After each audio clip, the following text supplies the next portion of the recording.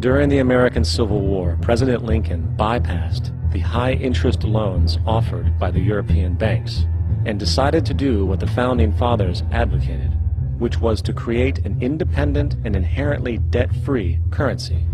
It was called the greenback. Shortly after this measure was taken, an internal document circulated between private British and American banking interests stated, "Slavery is but the owning of labor and carries with it the care of laborers, while the European plan is that capital shall control labor by controlling wages. This can be done by controlling the money. It will not do to allow the greenback, as we cannot control that." The fractional reserve policy perpetrated by the Federal Reserve, which has spread in practice to the great majority of banks in the world, is, in fact, a system of modern slavery. Think about it. Money is created out of debt. And what do people do when they are in debt? They submit to employment to pay it off. But if money can only be created out of loans, how can society ever be debt-free? It can't.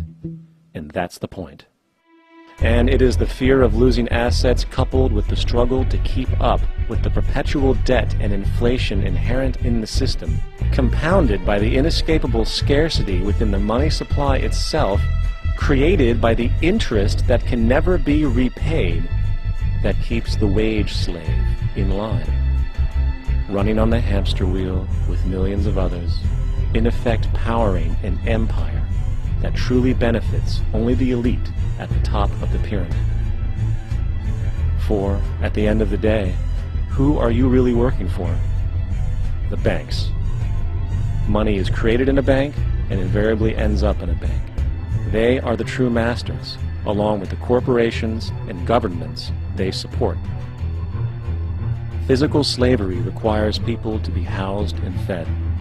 Economic slavery requires people to feed and house themselves. It is one of the most ingenious scams for social manipulation ever created, and at its core, it is an invisible war against the population.